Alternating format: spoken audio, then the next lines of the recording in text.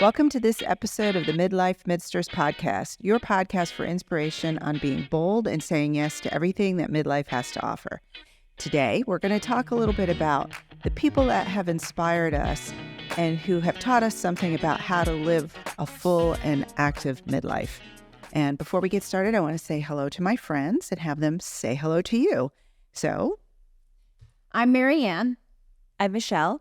Hi, I'm Marla. And I'm Leslie Ann. And unfortunately, our friend Carmen couldn't be with us this evening because she had a scheduling conflict, so we're going to miss her. So I have a question for you guys. In thinking about how you live your midlife today, what role do you think the female relatives, your female relatives had, your mother, aunts, older sisters, cousins, in influencing the way you view yourself now? Good question. You know, it's interesting. So my mother was the only, she actually had a sibling who passed away.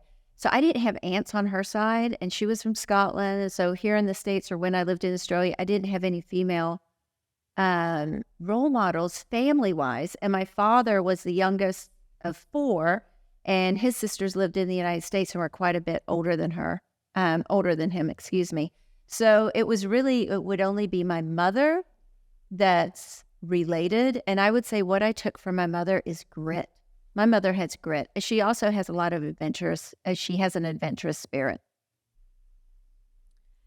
So I think I took a couple of things from a couple of different women who actually were probably a little bit younger than I am right now, but we're redefining midsters as we go, right? So they were probably in their mid-40s. My mom was one of four sisters, and all of them are and were strong, independent, really smart women. And that was something that was kind of passed down almost subconsciously, maybe genetically, subconsciously, with my cousins, that there was this understanding of confidence because you had this innate ability.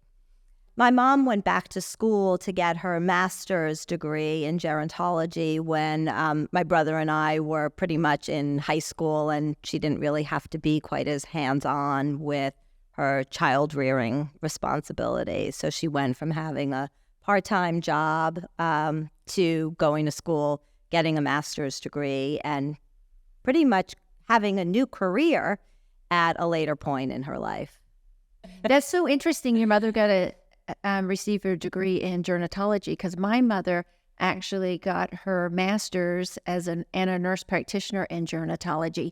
And my mother powered through having four kids, going back to school here in the United States. And that's why I said she had grit, because she worked and she went to school. I think my older sister and I had to pick up a lot of the slack. Interesting stories there for another day. But I think when you see somebody in middle age, so my mother would have been in her 40s too, early 40s, going back to school, it does instill something in you. Like, that's not too old to do these things. Midlife age shouldn't determine that. And so I love that piece about my mother going back and getting more education. And like I said, to me, it took a lot of grit. She didn't have to do it. She did it. Mm-hmm. I think for me, actually, it's a combination of my mother was widowed at 50 and had not worked for most of her adult life since she had children. So she was widowed. And unfortunately, when my father passed away very suddenly, didn't have life insurance. So my mother did have to go back to work. And just kind of seeing her kind of rise to that occasion taught me something about even at a later point in life, you can remake yourself. You can meet whatever comes your way. But that didn't feel like a very uplifting message. The other piece of it was my father's oldest sister, who I was very close to growing up. She actually was a very unique woman. And I think more than anyone else, I look to her now because we like to have adventures. We like to travel. My aunt was kind of ahead of her time. She didn't marry by choice. She had a long time affair with a married man for most of her adult life, and that suited her just fine because she did not want to be married and be beholden to a man the way women in earlier generations were. So she had this relationship that was suited her needs, but she didn't have to be tied down. And because of that, she was able to travel a lot with her girlfriends. Have fun. And ironically, she took a lot of cruises, which is sort of like, we sort of started this after a Windjammer cruise. But she really enjoyed going out and traveling with her girlfriends. And I can remember her telling me when I was a child, learn a foreign language, get on a plane and go, because that's really where you'll see life. And that really influenced me. It's always influenced me, but it definitely, now I really hear that, because she was my age when I was a child. And so I look at her and think, that's really what I want to be, that sense of adventure. So actually, one that comes to mind is my grandmother, and I admire her because she came as an immigrant in her late 20s and worked as a maid. And I think there was a long period of time where she thought she would never find anyone to marry because of being so late in life. Of course, she did get married, but I admire her bravery. So that is somebody I think that has influenced me. Now, when you said when she came from, did she come from a different country? Yeah, she came from Ireland, and she came in her mid to late 20s. So I think it was a big risk to take that as a single woman. So I admire her for that bravery. And what about now? Do you still actively look at people and for inspiration to serve as, I hate to use the word role models, but role models or mentors? What do you look for in someone? So I actually think that I look for inspiration around me more now than I probably did 10 or 20 years ago. So 40 years ago, when I was in my 20s or in my teens, I think I was very impressionable, but in a good way. I was in a work environment that was new, and I was surrounded by political women pioneers. So I have a very long list of role models from my 20s. But contemporary role models or contemporary friends who inspire me are really plentiful. And I look for people who have qualities that I want to have, that I want to emulate, whether it's kindness, whether it's how they help take care of their aging parents. Qualities in a person that are qualities that perhaps I have or want to have more of are how I look for people who inspire me. Or when I see that, those are people that I would say inspire me. It's about traits. I think for me, it's actually more about an attitude, because I feel like, and that's why I wanted to start with the question about earlier influences like mothers, aunts, family influences, because I think for some of us of an earlier generation, the image of what it is to be a woman was pretty limited, or especially a midlife woman. For example, I think we absorbed a lot of messages from the media and from, television and movies that there's something wrong with aging, and, that you have to be perpetually young. And so I actively look for people that model something very different. I know at the very first episode of this podcast, I talked about letting my hair go gray, and that was kind of an attempt to sort of gain some authenticity for myself.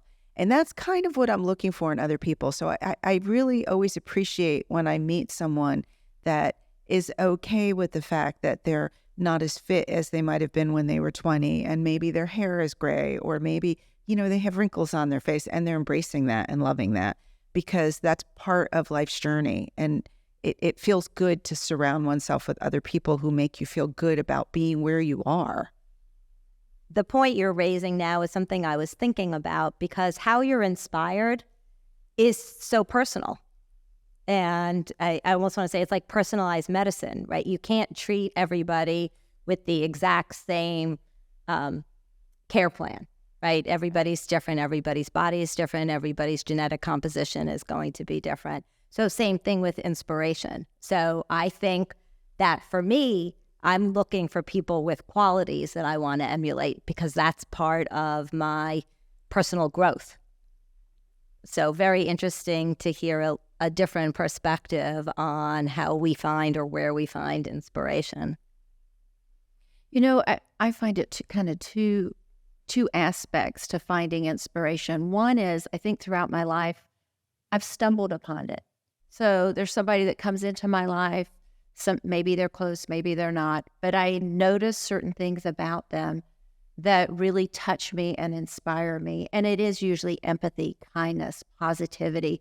I've never really been inspired by somebody for leadership or some catalyst of change. Not that I don't respect that, but it's just nothing that really grabbed me to where I wanted to emulate that the same way. And we've talked about it. I've never been really truly career oriented like a lot of women.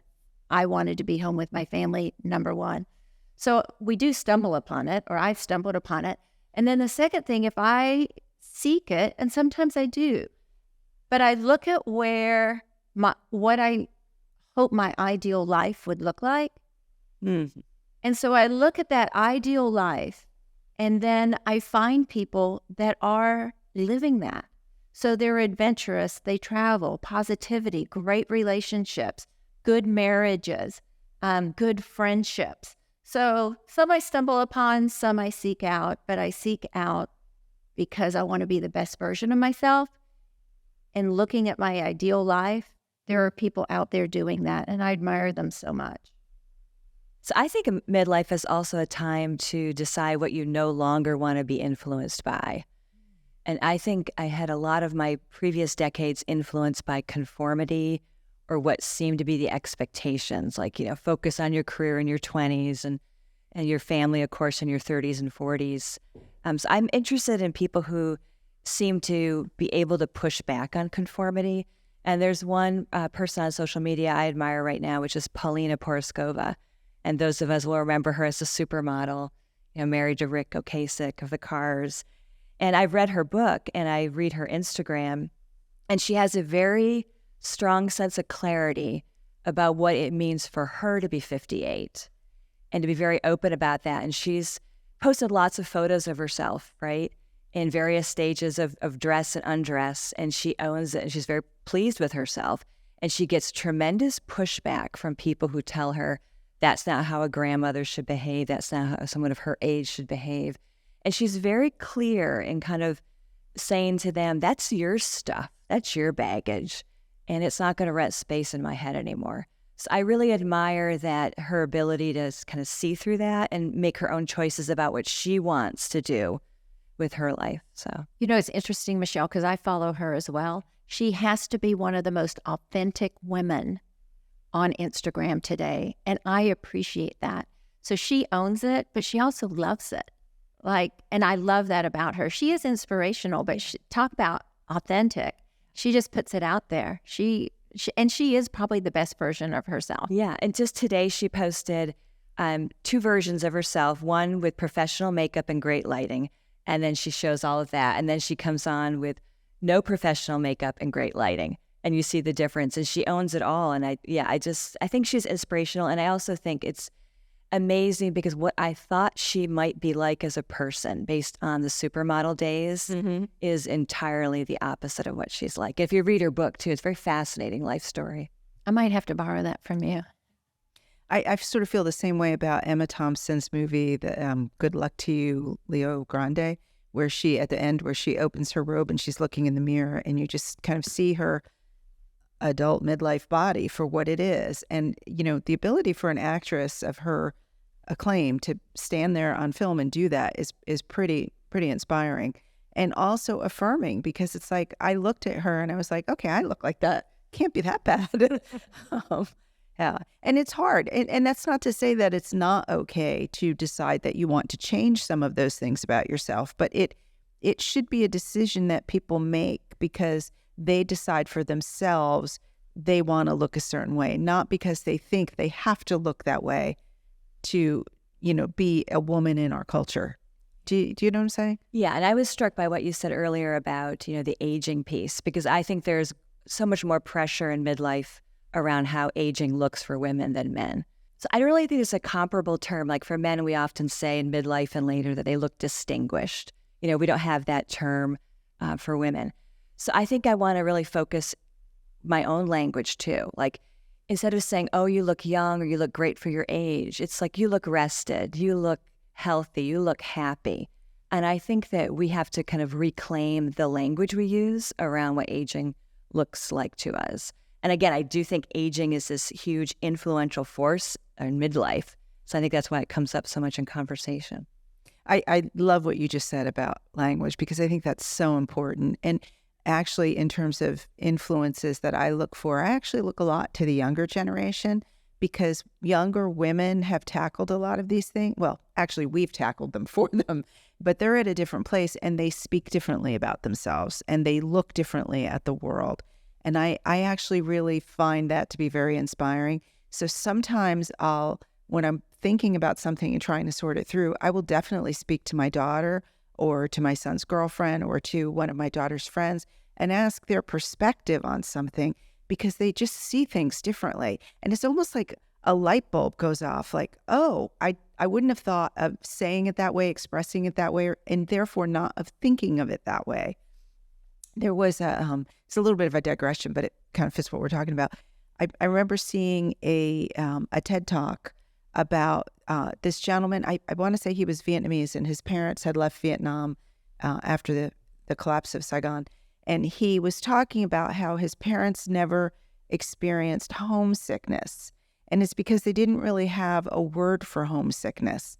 And he was talking about how psychologically, if you don't have a word for expressing a particular emotion or feeling, you actually really don't experience that emotion or feeling. And I think it's been that way for us, for women. The way we have expressed our life process has been limited by the way we speak about ourselves. And we can actually experience so much more if we talk more openly. And I think you offer a great tip about, because the earlier question was, how do you find inspiration and how do you develop that? I think talking to people of different generations, younger and older, is a great way to come out of your own conformity, your own perspective, and see things a little bit differently. One of the things I admire about talking about the younger generation in general, we were talking about the supermodels, and when we were in the 80s and 90s, that was like the ideal look and the ideal body. But the younger generation now doesn't see size the same way or weight the same way. You see women of all sizes embracing that, enjoying it, and not being shamed by it. So I hope that they will help push that aging is the same way, that they won't look at somebody with beautiful gray hair and think, oh, they're older, or judgy, as we do change through midlife with our bodies and what activities and things that we can do. So hopefully that'll bleed on over into aging as well. It's funny, as you were talking about that, I was reflecting on seeing the Barbie movie and how Barbie is this perfect, right? But she's not perfect. And she's not happy, and she wants to be real with all of the challenges that come with being real. So maybe the talk of a sequel would be Aging Barbie. Maybe Gray hair Barbie instead of blonde Barbie. So and her droopy breasts instead of her perky ones. That's a good point. Thinking about aging as well, and role models or influencers, people that younger generation might look up to, I have noticed that more and more young adults realize that people in their 40s, 50s, 60s have wisdom. They all of a sudden, from teenage to early 20s, where they think they know it all, there's been this change, at least in the individuals I've been around, that really we're becoming role models to them as far as seeking wisdom. And that makes me feel good. And I actually know all your children, so I know they come to you for good advice as well.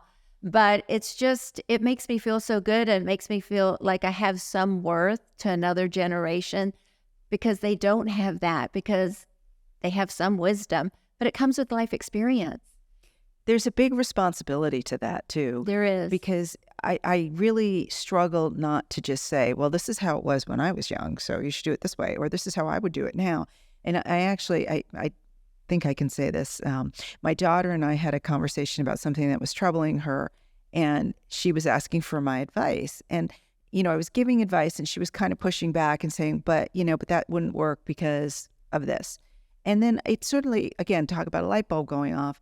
I said to her, the problem with me giving you advice is that my advice is limited by my life experiences and my perspective. And my perspective is not yours. And my life experiences are not yours.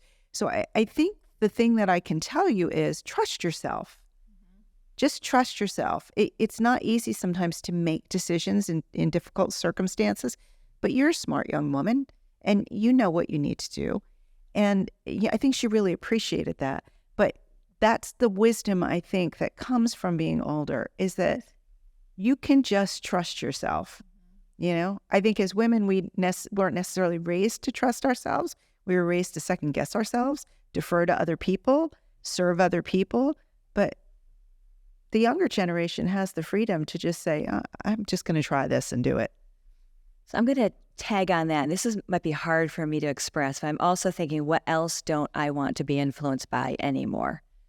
I need to focus on what I want to be able to do so that I'm not as influenced by as much as I have been. I look back and I'm like, wow, some of the choices I made, some of the decisions I made were not just my own. They were conforming consciously or unconsciously to expectations of what women should do. And I think that gets at your point. It's like, and it's hard to release that.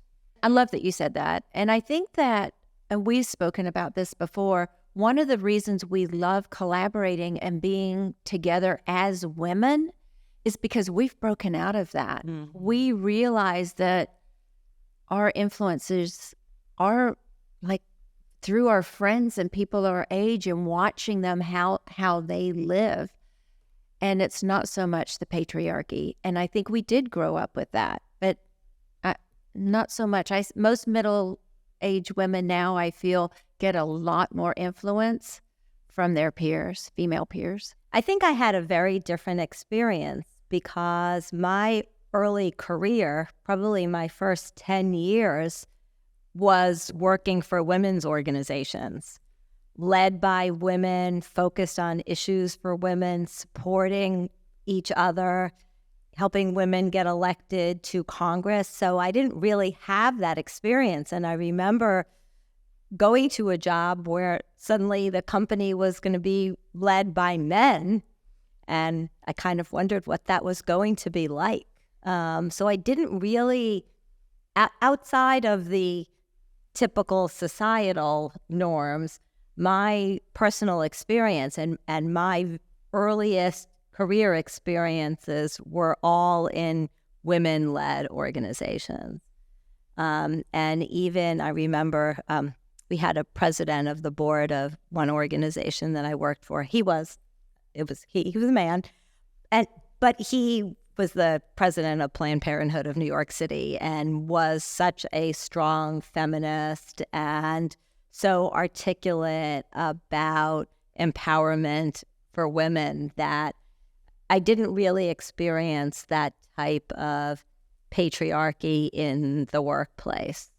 He was a very smart man who came up with a fantastic tagline for candidates who were running for Congress and were asked about issues related to abortion. And he came up with language saying that I trust my constituents to make those decisions with their doctors and medical providers. But he was a wonderful human being and maybe not a role model or a mentor, but somebody who I did look up to.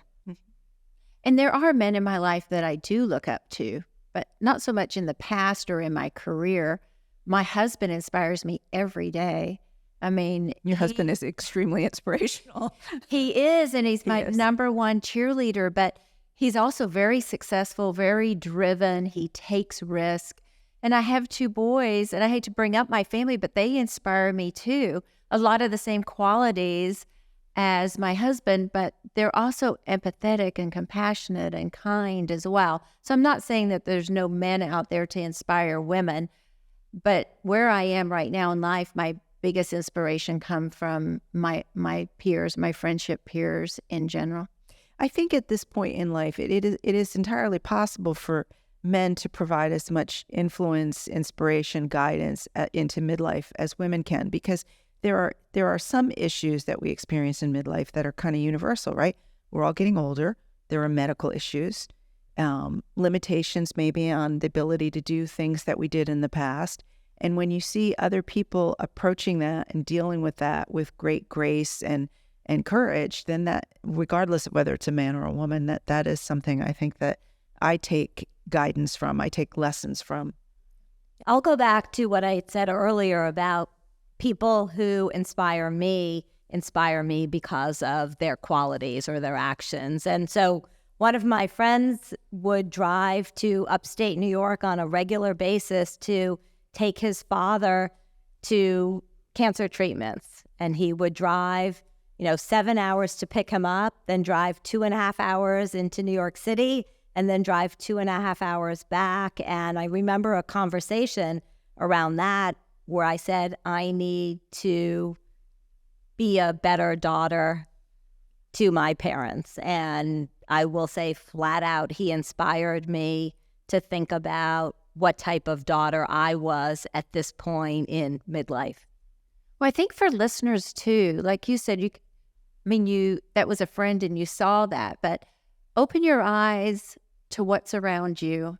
See who you stumble upon. What is it that inspires you?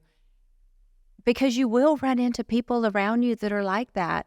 And then the other thing I would say to listeners is think about where you want to be, what you picture your ideal life to be in the future, and look for people that are doing it. And that might be in your church, it might be in your community, it might be in your workplace, or maybe you end up doing a Google search and looking for somebody that meets those needs or how you feel or want to be inspired by. So I would say that because I try to do that. Mm-hmm. I think it's about being open, actually, and not sort of looking at this stage of life as like a downturn, right? It's still, I think I'm still on an upward arc. Yes. And so I still want to keep expanding in a different way because I'm looking at retiring in a couple of years. So work will no longer be my primary focus, right? You're just getting started. I'm just getting started. That's right. So what else is out there? And you're right. It takes so many different forms it's attitudes of other people and qualities of other people. It's spiritual perspectives of other people. And that means as much as anything to me. How do you approach the reality of being human and what that ultimately means about what will happen at some point down the road, right? You have to kind of embrace that. And because I've talked so much about conforming, I think if there are listeners out there who feel like they've done all their share of conforming in their life so far, look for the people who are contrary. So the Paulina Perskova, or I would mention Miranda Esmond White, the Canadian who created the exercise program Eccentrics, and her belief in how you can be flexible and physically fit well into your 80s and 90s. I think look for the contrarians, and they have a lot to offer. The rebel part of you is coming out, Michelle. I love it. So just to kind of follow up and sort of one last little closing thought, Marianne, you mentioned Google, and I will say this. I think the internet, media, Google, TikTok, you all know that I'm a huge TikTok fan. Those are actually important things that you can make use of. You have to go into it understanding the media, understanding what it is and the limitations to it. But that actually is a great tool to sort of develop new and different and more fulsome attitudes about midlife if you can sort of find those things. So with that, I would just encourage listeners to be open to whatever's out there, whatever influences and forces you can find that can give you a new reflection on your life. So I hope you've enjoyed this episode of the Midlife Midsters podcast. You can find us at AmericanMidsters.com, and that's MIDSTERS. We would really love to hear from our listeners about what kinds of things they look for as influences in their midlife. Who do you look to inspire you? Drop us a direct message or send us an email and let us know what you're thinking about.